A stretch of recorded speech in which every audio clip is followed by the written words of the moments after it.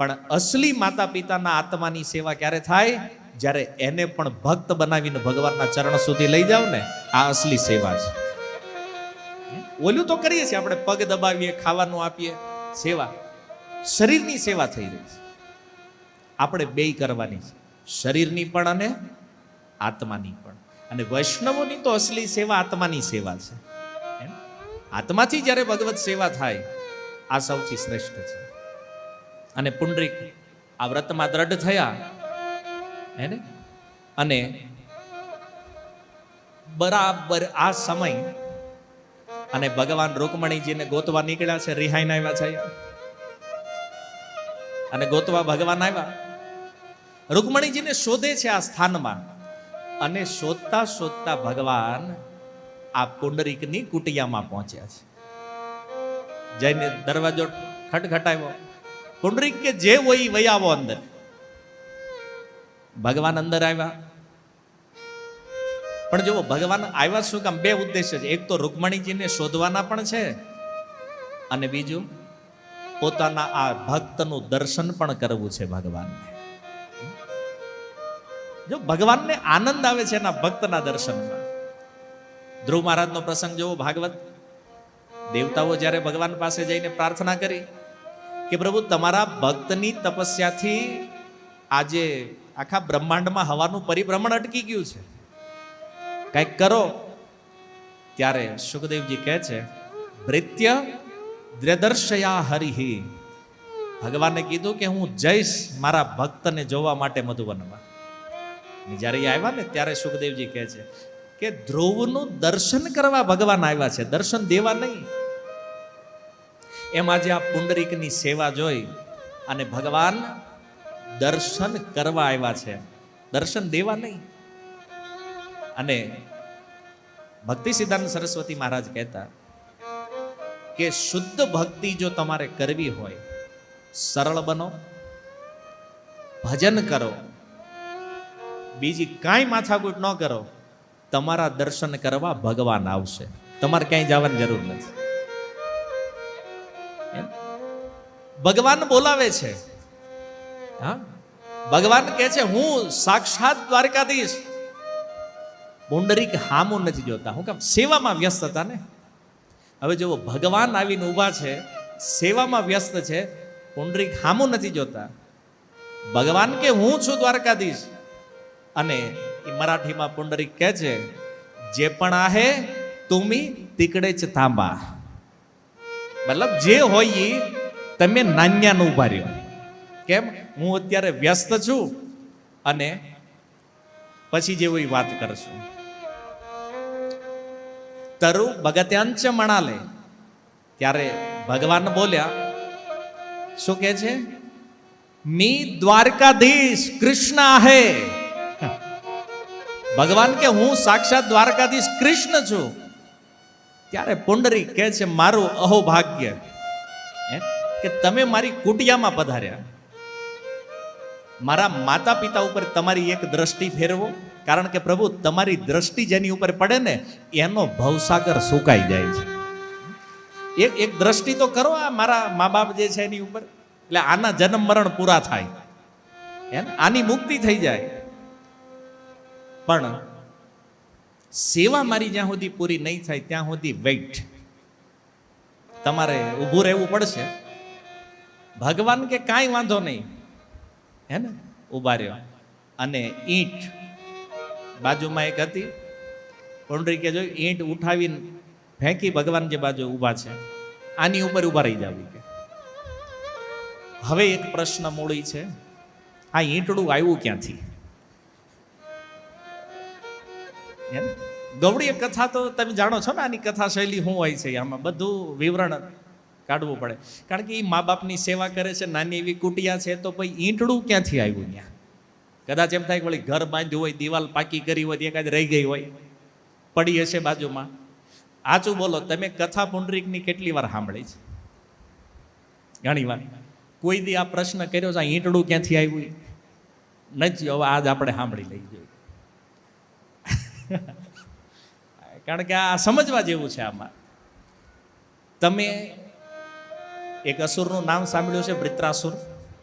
શ્રીમદ ભાગવતના 6 સ્કંદમાં કથા છે વૃત્રાસુરજીની. આ કથા પદ્મપુરાણમાં પણ છે અને આ કથા અન્ય પુરાણોમાં પણ છે, વૃત્રાસુરજીની કથા. અને હરેક જગ્યાએ વ્યાસજીએ અલગ અલગ ભાવ કથાનો આપ્યો છે. પદ્મપુરાણની અંદર વૃત્રાસુરજીની કથામાં વ્યાસ ભગવાન કહે છે, વૃત્રાસુરજીને 3 મસ્તક હતા, 3 માથા હતા.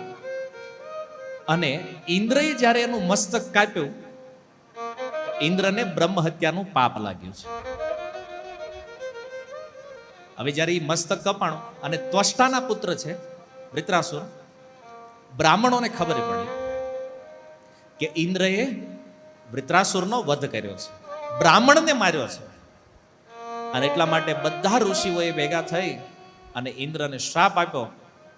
શ્લોક પણ છે, લોહદંડ ક્ષેત્રે, કે ઇન્દ્ર, લોહદંડ ક્ષેત્રની અંદર ઈંટ બનીને તારો જન્મ થશે.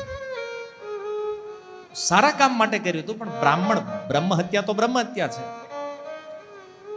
તો ત્યાં શ્રાપ મળ્યો. જ્યારે ઇન્દ્રએ ક્ષમા યાચના કરી તો બ્રાહ્મણોએ કીધું કે તે ક્ષમા યાચના કરી છે ને, એટલે સાક્ષાત ભગવાન તારી ઉપર આવી અને એના ચરણ પધરાવશે, ત્યારે તારી મુક્તિ થશે. એ ઈંટ બીજું કોઈ નથી. કોણ છે? ઇન્દ્ર છે. અને ગિરિરાજ ધરણ લીલા જ્યારે થઈ, તો એ ગિરિરાજ ધરણ લીલામાં જે અહંકાર ઇન્દ્રને થયો છે, ક્યાંક એ પણ વર્ણન છે કે એ અહંકાર જે છે ને ઈંટનું રૂપ લઈને આવ્યો છે. અને અહંકારને જ્યાં સુધી ભગવાનના ચરણ હેઠે દબાવો નહીં, ત્યાં સુધી આપણને છોડે નહીં. કહેવાનો અર્થ, જ્યાં સુધી ભગવાન અંદર ન ઉતરે અને અહંકાર ભગવાનના ચરણમાં દબાય નહીં, ત્યાં સુધી આપણું અભિમાન તૂટે નહીં. ઈંટ આની પણ પુરાણમાં કથા છે. તો અહીંયા જ્યારે ભગવાન પોતાના ચરણ પધરાવશે એ ઇન્દ્ર, ત્યારે તમે મુક્ત થશો. આની મુક્તિ ભગવાને આપી ઇન્દ્રને. આની સાઈઝ પણ છે ઈંટ. કેવડી હતી ઈંટ? 12 ઇંચ લાંબી, 2.5 ઇંચ પહોળી અને 2 ઇંચની હાઈટ. આ ઈંટ જે પુંડરીકે ફેંકી હતી ભગવાન વિઠ્ઠલ બાજુ, એને ભગવાન વિચાર કરે છે કે સંસારમાં જ્યાં જ્યાં પણ હું ગયો, મને મોટા મોટા સિંહાસન આપ્યા અને અહીંયા ઈંટ. પણ ભગવાને કીધું હાહરામાં આવું જોઈએ, વાંધો નહીં. આખી સસુરાલ છે ને આ ભગવાનનું, સાસરે આવ્યા છે તો કે સસુરાલમાં જે મળ્યું એ ઓકે છે. હાંકો આમાં કે ઈંટ તો ઈંટ. ભગવાન ઉભા રહી ગયા અને જ્યાં સુધી પુંડરીકે સેવા કરી, લગભગ 1/2 કલાક જેવી સેવા ચાલી. અને સેવા જ્યારે પૂરી થઈ, પુંડરીક ઉઠ્યા, માતા પિતા સૂઈ ગયા છે. પુંડરીક ઉઠ્યા, ભગવાન પાસે આવ્યા, દંડવત પ્રણામ કરી અને પહેલા ભગવાનની ક્ષમા યાચના કરે છે. ભગવાનની ક્ષમા યાચના કરી, કીધું પ્રભુ મને માફ કરો, કારણ કે હું સેવામાં વ્યસ્ત હતો ને માતા પિતાની, એટલે હું તમારી સેવામાં આવી શક્યો નહીં, તમારી સેવા હું ન કરી શક્યો. પણ તમે અહીંયા ઊભા છો, તો એ જે ભગવાન ઊભા છે ને એનું રૂપ દર્શન કરતા શંકરાચાર્ય ભગવાન અષ્ટકમનો 2ય શ્લોક કહે છે, તડિત વાસસમ નીલમેઘાવ ભાસમ રમા મંદિરમ સુંદરમ ચિત પ્રકાશમ વરમ ત્વષ્ટિકાયામ સમન્યસ્તપાદમ પરબ્રહ્મલિંગમ ભજે પાંડુરંગમ. ગાઓ પરબ્રહ્મલિંગમ ભજે પાંડુરંગમ. પરબ્રહ્મલિંગમ ભજે પાંડુરંગમ. જો અહીંયા કહે છે તડિત વાસસમ. વાસસમ કહે છે વસ્ત્રને. તડિત માને વીજળી. વીજળી જેવું ભગવાનનું વસ્ત્ર છે. વીજળીનો રંગ જોયો છે ને?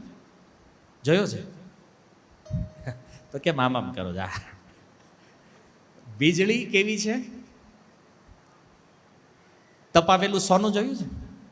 સોનું જ્યારે ગરમ કરો ને અને એમાં જે વ્હાઇટ શેડ હોય ને, જે પીળોય ન હોય ને વ્હાઇટ, જેને તમે શું કહો છો, લાઇટિંગ યલો લ્યો છે ને ઓફ વ્હાઇટ, એ જે રંગ છે ને વીજળીનો જે રંગ, પણ મૂળ રૂપમાં મોટા મોટી સમજો પીળો રંગ, તપાવેલા સોના જેવો પીળો રંગ કે છે. તડિત વાસસમ, જેનું વસ્ત્ર વીજળીની સમાન. ભીષ્મ સ્તુતિમાં પિતામહ ભીષ્મ જે કહે છે, રવિ કર ગૌરવરાંબરમ દધાને,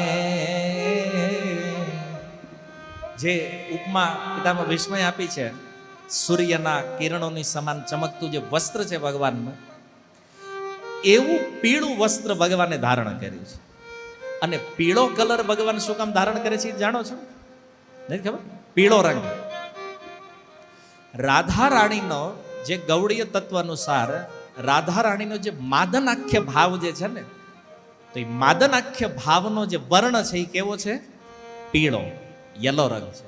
અને એટલા માટે તમે જોજો ભગવાનના વસ્ત્રનો કલર હંમેશા કેવો છે? પીળો રંગ છે. કલર એમ નામ નથી ડાયરેક્ટ, આપણે ગમે એ વસ્ત્ર પહેરાવી દઈએ છીએ, હે ને? શ્રૃંગાર રસના ભાવના પણ કલર છે. એમ કૃષ્ણનો જે મોદનાખ્ય ભાવ છે તો એનો પણ એક રંગ છે શ્યામ. બેય છે આયા કે છે નીલ મેઘાવ ભાસમ. અને ભગવાનનો વર્ણ કેવો છે? પાણી ભરેલા વાદળ, જલધર વાદળ જે છે એનો જેવો શ્યામ રંગ છે ને, આવો સુંદર રંગ જે ભગવાનનો છે. રમા મંદિરમ, અને એ ભગવાન ક્યાં આવ્યા છે? લક્ષ્મીજીના ક્ષેત્રમાં. રમા મંદિર લક્ષ્મીજીનું ક્ષેત્ર છે ને આ.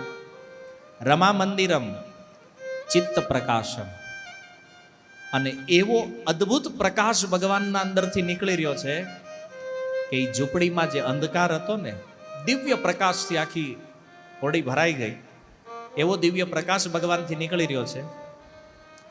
હવે મૂળ વાત છે, વરમ ત્વિષ્ટ કાયામ સમન્યસ્ત પાદમ.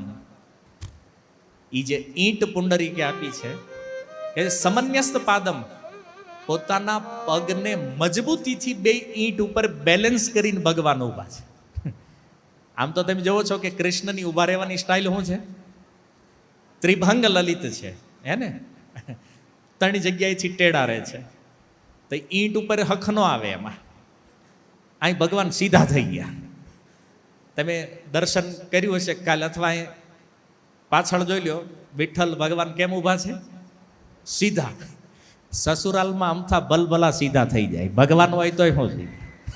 એમ હા, હરે ઈ સીધા થઈ ગયા, આપણી શું વાત છે ભાઈ? થાય ને, ભગવાને કીધું આ સીધું રહેવું પડે છે, એકદમ સ્ટ્રેટ. કારણ કે ઓલી ઈંટની સાઈઝ તો તમે જાણો છો. અને ભગવાન ઉભા રહ્યા બે, પછી એમ થયું કદાચ પડી જાય તો બેલેન્સ કર્યું, આમ કમર ઉપર હાથ રાખ્યા છે ભગવાને, બેલેન્સ બનાવ્યું છે. સ્તન્યસ્ત પાદમ પરબ્રહ્મલિંગમ ભજે પાંડુરંગમ. તો આ તો ભક્તોનો ભાવ છે. તો ભગવાન સીધા ઉભા રહી ગયા. જે ત્રિભંગ લલિત છે એ પંઢરપુરમાં સીધા થઈ ગયા. તૃતીય શ્લોકમાં શંકરાચાર્ય ભગવાન કહે છે, પ્રમાણમ ભવાબ્ધે ઇદમ મામકાના નિતમ કરાભ્યામ ધૃતો યેન તસ્મા વિધાતુર્વસત્યે ધૃતો નાભિકોશ પરબ્રહ્મલિંગમ ભજે પાંડુરંગમ. પરબ્રહ્મલિંગમ ભજે પાંડુરંગમ. પરબ્રહ્મલિંગમ ભજે પાંડુરંગમ. પરબ્રહ્મલિંગમ ભજે પાંડુરંગમ. તો જો સીધા કેમ થઈ ગયા ભગવાન, એનું કારણ શંકરાચાર્ય ભગવાન આપે છે. પ્રમાણમ, આ પ્રમાણ છે. શું? ભવાબ્ધેર ઇદમ મામકાંતનામ આ પ્રમાણ છે કે પોતાના ભક્ત માટે ભગવાન બતાવી રહ્યા છે, નિતંબ કરાભ્યામ ધૃતોયેન તસ્માત, મારા જે ભક્તો છે ને એના માટે આ ભવસાગર કેવો છે, બોલે કમર સુધીનો જ છે. ભલે તમે ગામડે ગયા હોય અને તમને ખબર છે ગામડે જે નદી હોય, હવે ગામ લોકોને ખબર હોય આપણે એ નદી આમ હાલીને પાર કરવી હોય તો એને પૂછો કેટલું ઊંડું છે, કમર સુધી છે, વયા જ આવી ગયા, વાંધો નહીં, મતલબ તમે આમાં ડૂબવાના નથી. હોય ને કમર સુધીનું પાણી હોય તો આપણે સાહસ કરીએ જવાનું. તો અહીંયા ભગવાને આ ભવસાગર જે છે, હવે તમે જોવો છો ને સમુદ્રની ઊંડાઈ કેટલી હોય, 6 ફૂટ વાળાનું કામ જ નથી કાંઈ, સીધા ઉતરી જાય અંદર. 6 ફૂટની વાત જવા દો, હજારો ફૂટના જહાજ પણ ગોત્યા ન જડે એમાં. આ સમુદ્રની વાત છે. તો આવો ભવસાગર છે. એકવાર જે જીવી ભવસાગરમાં પડ્યો, ગોત્યો જડતો નથી. પણ ભગવાન કહે છે કે જે મારી શરણમાં આવ્યો છે, જેણે મને શરણાગત થયા છે, જે એના માટે આ ભવસાગરને કેવો કરી દઉં છું, કમર સુધીનો, બસ હાલીને પાર થઈ જાઓ તમે. કેટલી કરુણા છે ભગવાનની, જુઓ તમે. ભગવાનની કૃપા થાય ને તો મોટા મોટા સમુદ્ર ખાબોચિયા થઈ જાય. અને આની કૃપા ન હોય ને તો ખાબોચિયું પણ સમુદ્ર થઈ જાય. તમે જુઓ કૃષ્ણની કૃપા, શંકરાચાર્ય ભગવાન વિઠ્ઠલના દર્શન કરતા કરતા કહે છે, કોઈ ભક્તને આમાં સંદેહ ન હોવો જોઈએ. કેમ? યત પ્રમાણમ, શ્લોક જ ત્યાંથી શરૂ કર્યો, પ્રમાણમ ભવાબ્દેર ઇદમ્મા વકાના. આ પ્રમાણ છે કે મારા ભક્તજન માટે આ સંસાર સાગર કેવલ કમર સુધી છે. તો એક પ્રશ્ન થયો કે બે હાથ કેમ આમ રાખીને ઉભા છે ભગવાન? એ બતાવવા માટે, અહીં સુધી જ છે, ચિંતા કરવાની જરૂર નથી. કે છે વિધાતુર્વ સત્ય ધૃતો નાભિકોશ. અને જુઓ એ જે ભગવાનની નાભી છે ને, આ બ્રહ્માનો જન્મ ક્યાંથી થયો છે? ત્યાંથી. એ નાભીમાંથી કમળ નીકળ્યું છે જેની ઉપર બ્રહ્માજી આવ્યા છે. તો એ નાભી પણ ક્યાં છે? કમરના ભાગ સુધી. હવે તમે વિચાર કરો કે આખા જગતનું સર્જન થયું છે એ બધું નીકળ્યું છે નાભીમાંથી. જેટલા સમુદ્રો છે, આ જે કાંઈ, ભગવાન કે મારે શરણાગત થઈ જાવ તો એ નાભી જેવડા નાના થઈ જાય એવડા બધા. જે નાભીમાં આખા બ્રહ્મા આવી ગયા, આવી રીતે એ નાભીને પાર કરવું જેમ ઈઝી છે, કાં તો કમર અને નાભી બે સેમ લેવલમાં ગણી લો. ભગવાન કે એટલું જ છે. કહેવાનો મૂળ સાર એ છે કે જો મને શરણાગત થયા, ભજન કર્યું, તો ડૂબવાના તો નથી. કોકને મરી જવું હોય ને, પાણીમાં ડૂબવું હોય ને, તો એ કમર સુધીમાં ન મરી શકે. ટ્રાય ન કરતા નહીં. આ નગર વળી જાય, હાલો ને પ્રભુજીએ કીધું છે નર્મદામાં નારેશ્વર વૈયા જાય, ટ્રાય કરી જોઈએ. કમર સુધીને પાણીમાં ડૂબવા જાવ ને તોય બારવી આવો, કાં તો પગ હેઠે અડી જાય ને તો એમાં મરે નહીં માણા, ચાહે તો પણ ન ડૂબે. એમ ભગવાન કહે છે કે ભક્તિ કરીને આને કમર સુધી હું કામ લીધું ભગવાને? કે તમે આ ભવસાગરમાં ડૂબવા માગો તોય હું ડૂબવા દઉં નહીં. એટલા માટે કહે છે પરબ્રહ્મલિંગમ ભજે પાંડુરંગમ. પરબ્રહ્મલિંગમ ભજે પાંડુરંગમ. તો અહીંયા સુધી આ પુંડરીકની કથા શંકરાચાર્ય ભગવાને કરી છે. તો પુંડલિક ભગવાનની સામે ઊભા છે. ભગવાન એને વારંવાર વિનંતી કરે છે, વરદાન માગી લે. પુંડરીક કે દેવું છે, હું કામ મેં બોલાવ્યા? તમે જુઓ પુંડરીકની નિષ્કામતા પણ ઇસ્તર ઉપર છે. એક સમયનો કેટલો દુષ્ટ વ્યક્તિ જેની સામે આ સાક્ષાત ભગવાન ઊભા છે. ભગવાનને કે શું કામ દેવું તમારે ભાઈ? મેં માગ્યું, મેં બોલાવ્યા તક દેવા અહીંયા હોય, તમે તમારી હાથે આવ્યા છે. અને કદાચ જો તમને એવું હોય કે તમે મારા માતા પિતાની ભક્તિથી અહીંયા આવ્યા છો, તો પછી એક અરજી છે પ્રભુ, કહું જો તમે પેલા ઈ કહો કે તમે આવ્યા જ કોના કહેવાય થાય. મેં તો બોલાવ્યા નથી તમને. તો ભગવાને કીધું તારા માતા પિતાની ભક્તિથી હું અહીંયા આવ્યો છું. તો એ કે એક અરજી છે પ્રભુ, હું જો માતા પિતાની ભક્તિથી આવ્યા છો તો હવે તમારે જવાનું અહીંયા જ રોકાવાનું છે. અને એ પુંડલીકે કીધું પ્રભુ અહીં રોકાવાનું છે. એ દિવસ ને આજની ઘડી આ ભગવાન વિઠ્ઠલ હજી અહીંયા ઊભા છે, ગયા નથી. કીધું બસ પ્રભુ હવે અહીંયા સ્થિર થઈ જવાનું છે. આ ઈંટ ઉપર ઉભા રહ્યો અને જેટલા પણ પાપી તાપી દુખી દરિદ્ર જીવ તમારી પાસે આવે, આની ઉપર એવી કૃપા કરો કે આ બધા જીવો આ ભવસાગરથી પાર ઉતરી જાય. અને ત્યારથી ભગવાન આ ઈંટ ઉપર ઊભા છે. ઈંટને મરાઠીમાં કહે છે વીટ. વીટ માને ઈંટ. અને ભગવાન એની ઉપર ઊભા છે એટલે ત્યારથી ભગવાનનું એક નામ થયું વિઠ્ઠલ. બોલો વિઠ્ઠલ ભગવાન કી. અને આને મહારાષ્ટ્રમાં વિઠોબા પણ કહે છે.